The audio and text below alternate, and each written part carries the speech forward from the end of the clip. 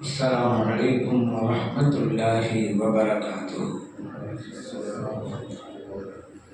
الحمد لله رب العالمين، والصلاة والسلام على سيدنا محمد وعلى آله وصحبه أجمعين.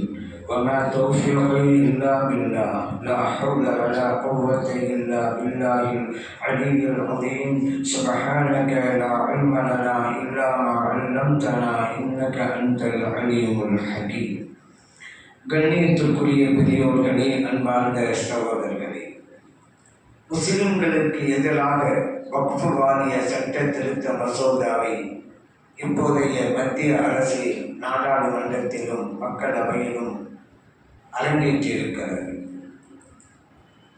ஒவ்வொரு சமயமும் முஸ்லிம்களுக்கு எதிரான சட்டத்தை பிறப்பித்து அவர்களுக்கு இடையூறு கொடுப்பதையே தங்களுடைய அடிப்படை கொள்கையாக வைத்துக் கொண்டிருக்கிறது இப்போது இருக்கிற காபி அரசு. இவருடைய நோக்கம் முஸ்லிம்களுக்கு ஏதோ ஒரு வகையிலே துன்பம் கொடுத்து கொண்டே இருக்க வேண்டும் என்பதுதான். அதன் வரிசையிலே தான் இப்போதைக்கு வக்ஃப் வாரிய சட்ட திருத்தம் என்பது. இதற்கு முன்பாக முத்தலாக் சட்டம், குடியுரிமை திருத்த சட்டம் என்றெல்லாம் கொண்டு வந்தார்கள். அதுபோன்றுதான் இந்த சட்டத்தையும் அவர்கள் கொண்டு வந்திருக்கிறார்கள். வக்ஃப் என்றால் என்ன? இறை பணிக்காக ஒருவர் தன்னுடைய சொத்தை வழங்குவது, அதுதான் வக்ஃப் என்பது.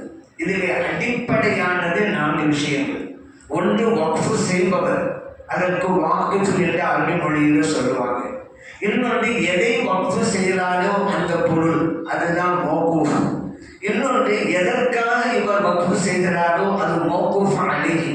இதை வக்ஃப் செய்கின்ற போது அவர் பிரயோகிக்கிற வார்த்தை, நான் இறைவனுக்காக இதை வக்ஃப் செய்தேன், அர்ப்பணித்தேன் என்று சொல்கிறார் அல்லவா, இந்த வார்த்தை.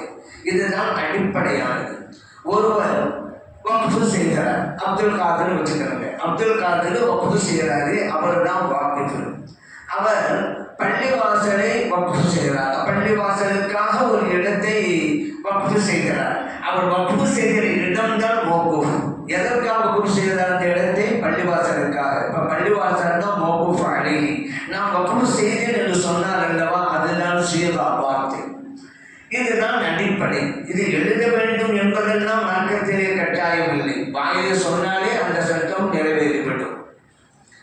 இந்த வக்ஃப் என்பதை முதலாக இந்த வையகத்திற்கு அறிமுகப்படுத்தியதே இஸ்லாம் தான்.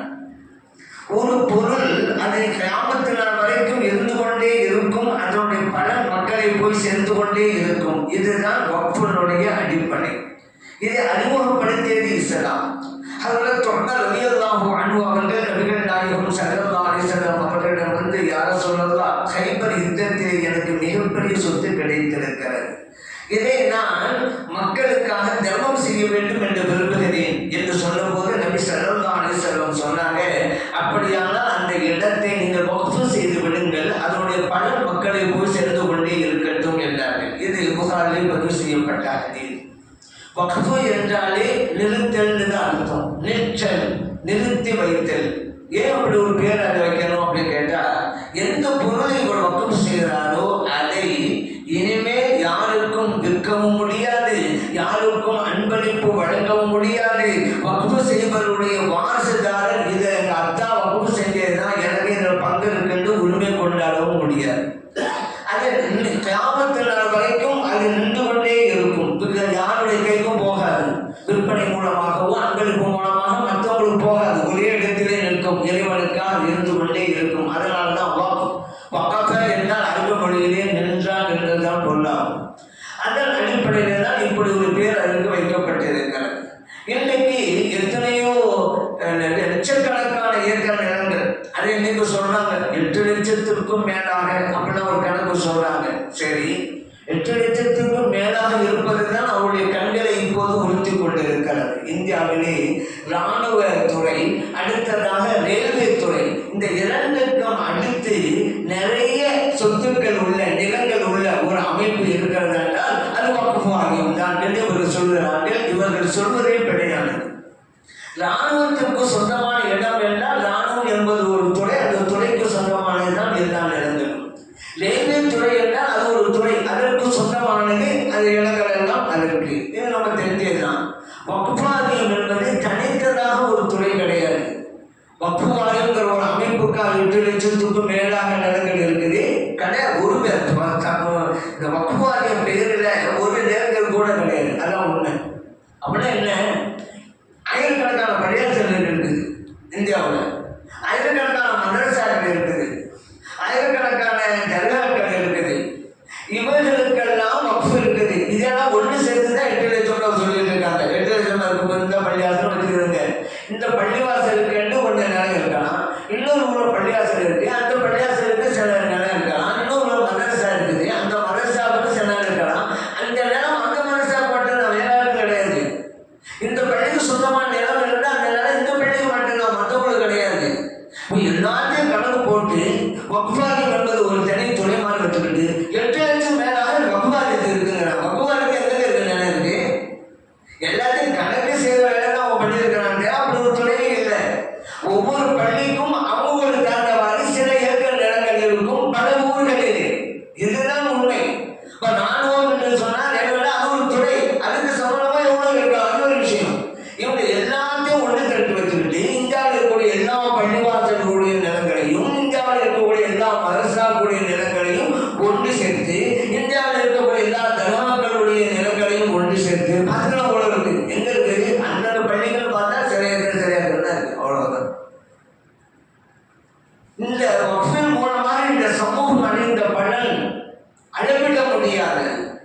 இன்னைக்கு பாருங்க, வக்ஃப் செய்தவர்களுடைய முகம் தெரியாமலேயே அந்த பலனை நாம் அனுபவித்துக் கொண்டிருக்கிறோம். எத்தனை பள்ளிவாசலுக்கு நம்ம தொட போறோம்ல, அந்த பள்ளிவாசல்லாம் வக்ஃப் செய்தவங்க இருப்பாங்கல்ல. வக்ஃப் செஞ்ச யாரும் தெரியுமா? தெரியாது. ஆனால் அவர்கள் வக்ஃப் செய்த பள்ளியை நாம் தொழுது கொண்டிருக்கிறோம். இந்த பள்ளியில வச்சிருந்த இப்ப நம்ம சொல்லுகிறோம், இந்த பள்ளி வக்ஃப் செய்தியா அவர் முகத்தை நாம் பார்த்தது இல்லை, ஆனால் அனுபவித்துக் கொண்டிருக்கிறோம். இப்படித்தான் மதரசாக்கள் இன்னைக்கு ஆயிரம் உலமா பெருமக்கள் உருவாகி இருக்கிறார்கள் என்றால் அந்த வக்ஃபுடைய பிறகு பண்ணாங்க. அது அவங்கெல்லாம் மதரசா வக்ஃப் பண்ணாங்க.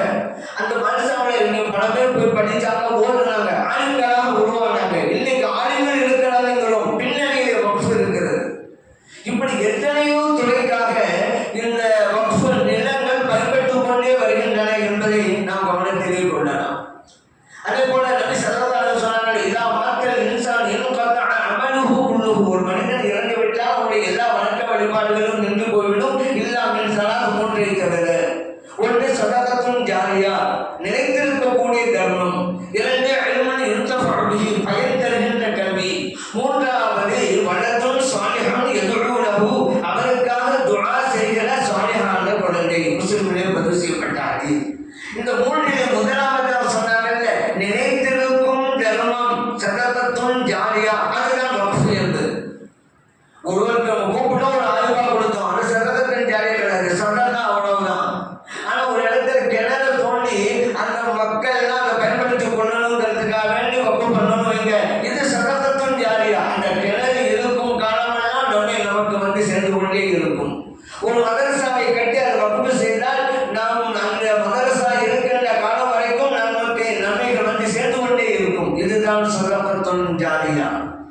அப்படித்தான் இன்னைக்கு வக்ஃப் எல்லாம் பலருக்கு பயன்படுத்திக் கொண்டே இருக்கிறது. சஅத் இப்னு உபாதா ரலியல்லாஹு அன்ஹு நபி ஸல்லல்லாஹு அலைஹி வஸல்லம் அவங்கள்ட்ட வந்து யார் சொல்லலாம், நான் வெளியூர் போயிருந்தேன், என்ன தாயார் வஃபாத் ஆயிட்டாங்க, அவங்களுக்கு நான் தர்மம் செய்யணும்னு நினைக்கிறேன், தர்மம் செஞ்சா தர்மம் போய் சேருமான்னு கேட்டாங்க. நபி ஸல்லல்லாஹு அலைஹி வஸல்லம் சொன்னாங்க, தர்மம் செய்ய போய் சேரும் அப்படின்னாங்க.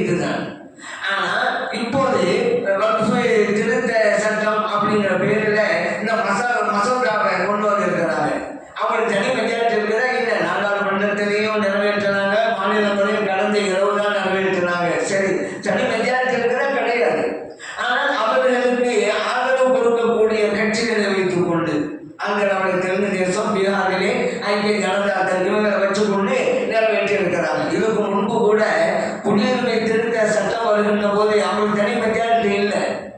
அப்பொழுது தமிழ்நாட்டில் இருக்கிற ஒரு பிரதான கட்சி தான் அதற்கு ஆதரவு கொடுத்தது. நம்மளாம் கேட்டேன், இல்லை இந்த மாதிரி பண்ண முடியல, கூட்டணி தர்மம், கூட்டணி தர்மம். முஸ்லிம்களுக்கு வாழ்வா சாவாங்கிற பிரச்சனை. இந்த சட்ட நிறைவேறினா ஒரு முஸ்லிம் இந்த நாட்டில் குடியிருப்பதே கேள்விக்குறி.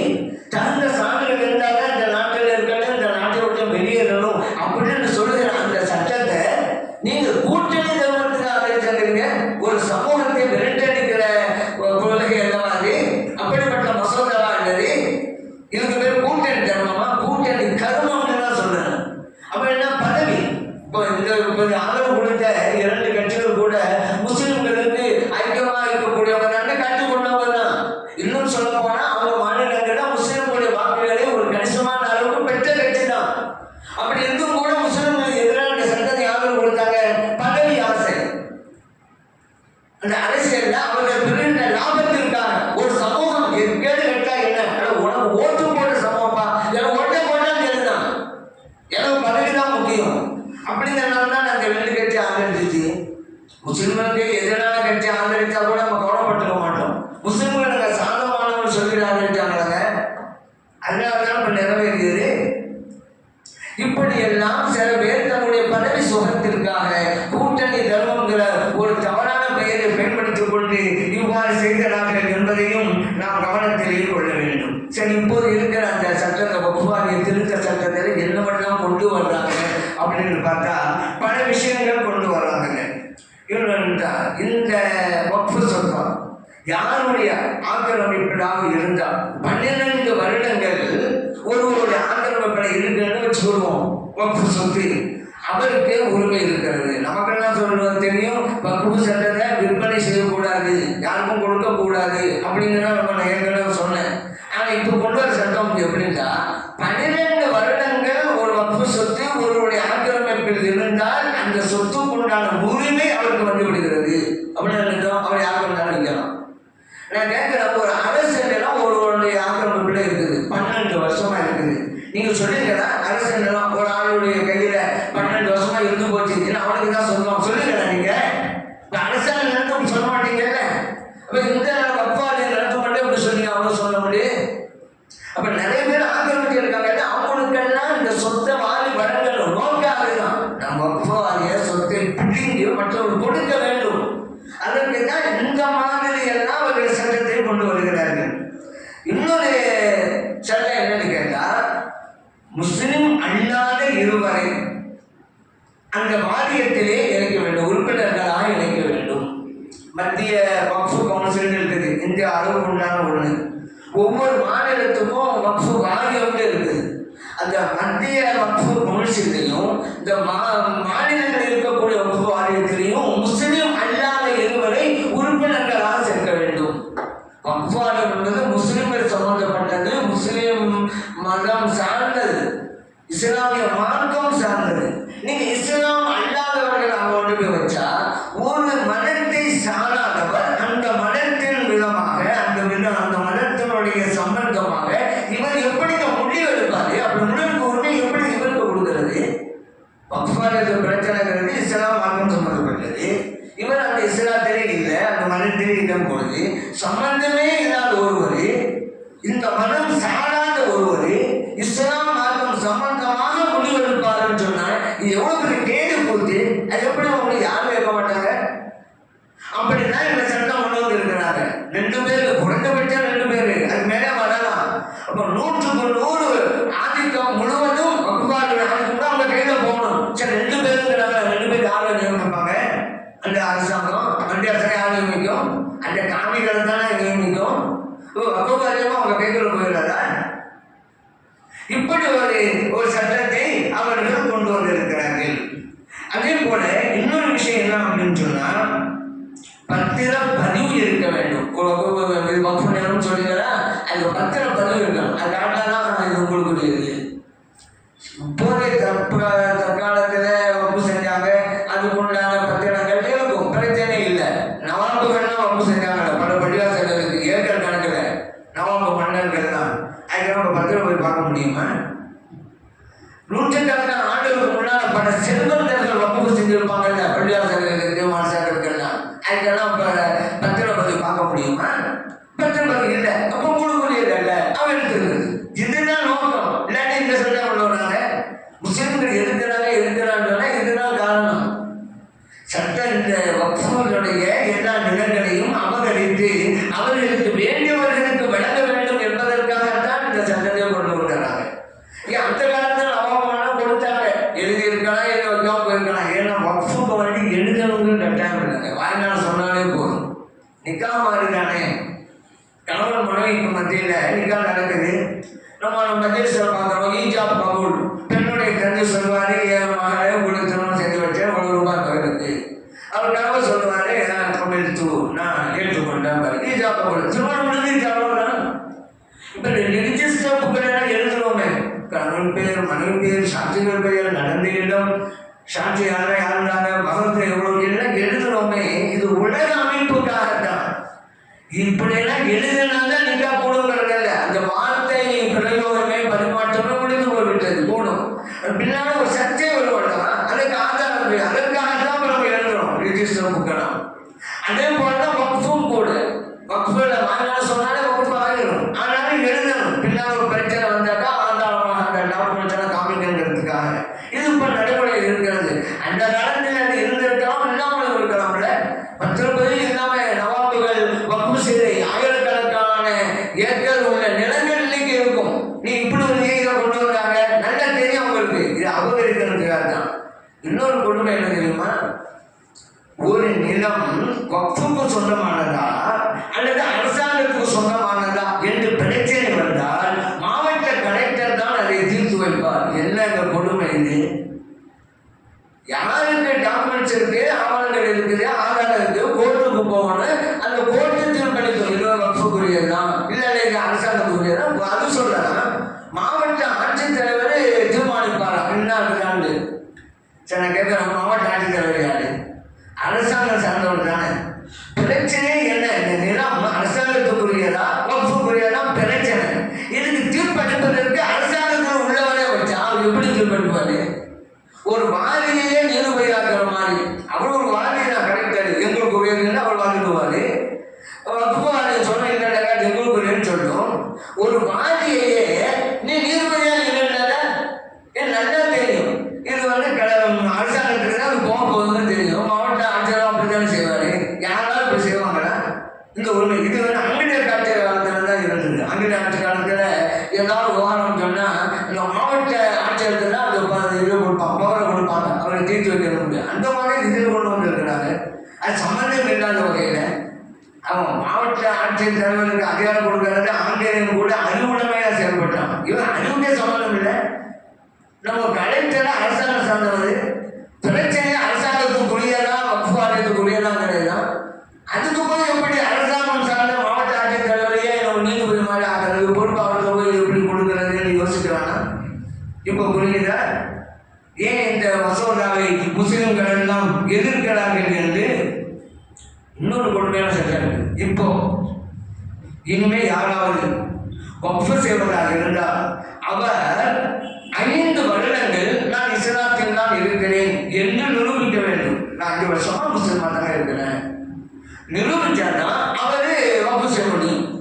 ஒரு இஸ்லாத்துக்கு வந்தாருன்னு வச்சுக்கிறாங்க, அவர் 3 வருஷம் ஆகிருக்குது, வக்ஃபு செய்ய நினைக்கிறாரு, முடியாது, 5 வருஷம் ஆகல.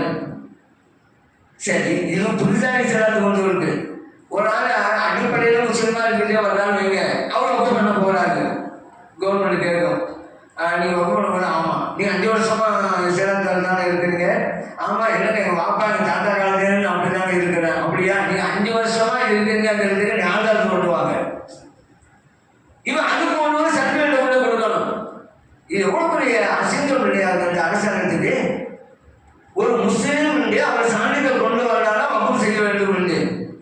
இந்த அசிங்கத்தை தான் அரங்கேற்றுகிறது இந்த மத்திய அரசு. இப்போ புரியுதா? நம்மளைய கேள்விக்குரியதாகிறது, பிரச்சனைக்குரியவர்களாகிறது.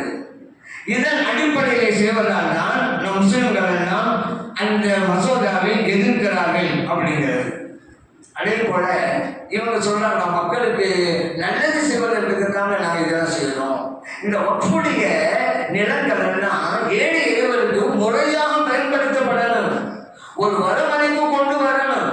இதை நல்ல நோக்கத்தில் தான் நான் கொண்டு வரோம் அப்படின்னு சபை கட்டுறாங்க. இப்படி சொல்றது யாரு? இந்த காவி அரசு. அதான் முஸ்லிம்களுக்கு எந்த வகையிலாம் இடையூறு கொடுக்கலாங்கிறதே நம்ம சிந்தனையாக கொண்டு ஆட்சி நடத்துகிற அந்த கூட்டம் இருந்து இல்லை உங்களுக்கு நல்லதுக்காக தான் இதை செய்யணும். யாரெல்லாம் நம்புவாங்களா? இல்லை நம்புற மாதிரியா இருக்குது. ஏன்னா முஸ்லிம்க்கு எதிரான எத்தனை சட்டங்களை கொண்டு வந்தாங்க இவங்க. அதான் ஒரு உதாரணம் சொல்லுவாங்க, இந்த ஆட்டை நினைக்கிறது இருந்து ஓனா எழுதலாம். அந்த தடவையில் அந்த ஆட்டை எப்படா கவ்வானா கழிக்கலாம் சாப்பிடலாம் அப்படின்னு எதிர்பார்த்துட்டு இருக்கக்கூடிய அந்த ஓனா இறக்கப்படுது ஆட்டு மேல. அந்த மாதிரி முஸ்லிம்களுக்கு எதிராகவே செயல்படுகிற இந்த கூட்டம். அதுக்கு ஆதாரம் தெரியல. குடியுரிமை திருத்த சட்டம் கொண்டு வந்தாங்க. மாட்டுக்கறியை கொண்டு போனாங்க, அடித்து கொண்டாங்க. கொண்டு போனதான் பரவாயில்லையா, மாட்டுக்கறி கொண்டு போனால் என்று சந்தேகத்திற்கு உரியவராக இருந்தாலே அடிச்சு கொண்டாங்க.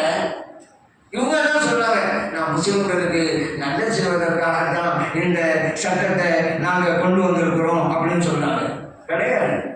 இவங்க ஏழை எளிவர்களுக்கு நல்ல செய்யலாம்னு சொன்னாங்க. வக்ஃபு என்பது ஏழை எளிவர்களுக்கு மட்டும் உரியதா? எதற்காக வக்ஃபு செய்யறாங்களோ அவர்களுக்கு அப்படி இருக்குதான் வக்ஃபுங்கிறது. ஏழை எளிவர்களுக்காக ஒரு வக்ஃபு செஞ்சாங்க, ஏழைகளுக்கு தான் அது. அனாதைகளுக்காக ஒருவர் வக்ஃபு பண்ண அனாதைகளுக்கு தான் அது. பள்ளிவாசலுக்காக வக்ஃபு பண்ணாங்க, இது ஏழைகளுக்கு உரியதான். பள்ளிவாசலுக்கு தான் ஏழைகள் வருவாங்க, பணக்காரங்க வருவாங்கல்ல, எல்லாருக்கும் உரியதானே. இது ஏழைகள் மட்டும் கிடையாது. பள்ளிக்கு வக்ஃபு செய்யப்பட்டால் அது ஏழைகள் செல்வந்தர்கள் எல்லாருக்கும் உள்ளதுதான். மதரசாலான ஒரு வக்ஃபு பண்றாரு, அது ஏழைகள் அர்த்தமா? மதரசால செல்வந்தர்களான மாணவர்கள் இருப்பார்கள், ஏழைகளான மாணவர்கள் இருப்பாங்க, எல்லாருக்கும் உரியதுதான்.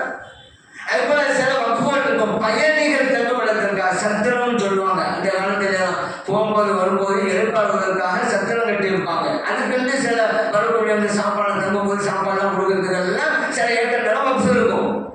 இப்ப இந்த நேரத்துல அது ஏழை எளியவர்களுக்கு மட்டும்தானா? பயணிகள் யாரா இருந்தாலும் சொல்லலாம், அவர்கள் செல்வந்தர்களாக இருந்தாலும் அந்த இடத்துல தங்குவாங்க. அங்க சமைக்கப்படுகிற உணவுக்கு அவர்களுக்கு உரிமை இருக்கிறது. ஏன்? அவர்கள் பயணிகள். இப்படி ஏழையவர் மட்டும் உரியதல்ல, எதற்கான வக்ஃபு செய்யப்படுதோ அதன் அடிப்படையிலே தான். அப்ப இவர்கள் நாங்கள் நல்லதுக்காக தான் செய்யறோம் யாரும் நம்ப மாட்டாங்க. ஏன்னா இவங்க சொன்ன எதிராகத்தான், எதிர் வினையாகத்தான் நாம் எடுத்துக் கொள்ள வேண்டும். இந்த மசோதா யாருடைய மத சுதந்திரத்தையும் பறிக்காது அப்படின்னு அவங்க சொல்றாங்க. நம்ம விளைஞர்களும் பறிக்கும், அப்படி விளைஞர்களும். எங்க மசோதா யாருடைய தனி உரிமையையும் பாதிக்காது அப்படிம்பாங்க. தனி மனிதனின் உரிமையை பாதிக்காது, நம்ம வழங்கணும் பாதிக்கும். ஏன் அப்படிதான் வெளியில வர்றாங்க. இவருடைய சிந்தனை எல்லாம் முஸ்லிமுக்கு எதிரானதை கொண்டு வர்றதுதானே. அதான் நம்ம சொன்னோம், காவிகளே உங்களுடைய உடம்பு முழுவதும், உங்களுடைய நாடி நரம்பு எலும்பு தசை எல்லாவற்றிலும் இஸ்லாமிய விரோதம் தானே நிரம்பி இருக்கிறது. நல்லதுக்காக கொண்டு வரதுங்க யாரும் நம்புவாங்களா? உங்களுடைய உடம்பில் ஓடுகின்ற ரத்தம் எல்லாம் இஸ்லாமிய குரோதம் தானே கலந்திருக்கிறது, ஓடிக்கொண்டிருக்கிறது. நாங்கள் முஸ்லிம்களுக்கு நல்லதுக்காக தான் செய்யணும் என்று சொன்னா நம்புவாங்களா? சரி, நான் இன்னும் கேட்கிறேன். இப்ப அமெரிக்காவோட சமீபத்தில் தான் உலகத்துல இஸ்லாம் மத சுதந்திரம் எப்படி இருக்கிறது என்பதற்காக ஒரு கண்காணிப்பு குழு கமிட்டியை அரசாங்கம் ஏற்படுத்தி வச்சிருக்கு. அவங்க என்ன தகவல் கொடுத்தாங்க, ரிப்போர்ட் கொடுத்தாங்க, இந்தியாவிலே மத சுதந்திரம் இல்லை, சிறுபான்மை மக்கள் பாதிக்கப்படுகிறார்கள் அப்படின்னா இப்பதான் ஒரு மாதம் கூட ஆகல, சில வாரங்களுக்கு முன்னால்தான் உடனே மறுப்பு தெரிவிச்சாங்க. மறுப்பு தெரிவிச்சுங்களே, இப்ப இந்த மசோதா கொண்டு வரீங்க. அந்த அமெரிக்காவுடைய அந்த கமிட்டி சமர்ப்பித்த கருத்துக்கள் உண்மையானதுதான் நிரூபிச்சிருக்கீங்க. போதும் எல்லாம் இருக்கிறாங்கல்ல, முஸ்லிம்கள் மட்டுமே இருக்கிறாங்க, மனசாட்சியோட எல்லா அரசியல் கட்சிகளாக இருக்கிறாங்கல்ல. அப்ப மத சுதந்திரம் இல்லை என்று அவங்க சொன்னதை இன்னும் நீங்க உண்மையை படுத்துருங்க. இஸ்லாம் சொல்வாங்க, இந்தியாவுடைய நன்மை இருக்குது அல்லவா, ஜனநாயக நாடு, உலகத்திலேயே மிகப்பெரிய 2வது ஜனநாயக நாடு. இந்த பேரான கருத்துக்கிறாங்க உங்களுடைய சுதந்திரத்துக்காக. அதனால இப்போதைய நிலை என்னன்னு சொன்னா, நீங்க சொல்ற உண்மையிலேயே மனித உரிமையெல்லாம் நாங்க பாதுகாக்கிறோம், சுதந்திரத்துக்கெல்லாம் நாங்க உரிமை கொடுக்கணும், மரியாதை கொடுக்கணும் அப்படின்னு சொன்னாங்க. உடனடியாக இந்த மசோதாவை இது வாபஸ் ஆகும். இல்லைன்னு சொன்னா இது கொஞ்சம் கொஞ்சமாக இதுக்கு எதிர்ப்பு வலுப்படுத்தி உங்களுக்கு மிகப்பெரிய ஆபத்தை தான் தோற்றுவிக்கும். அது சந்தேகமே கிடையாது. ஏன்னா எதுவும் பார்த்துக்கிட்டே இருக்கிறாங்கல்ல, எத்தனை நாளைக்கு தான் உங்களுடைய அராஜகம், எத்தனை நாளைக்கு தான் உங்களுடைய அட்டகாசம்.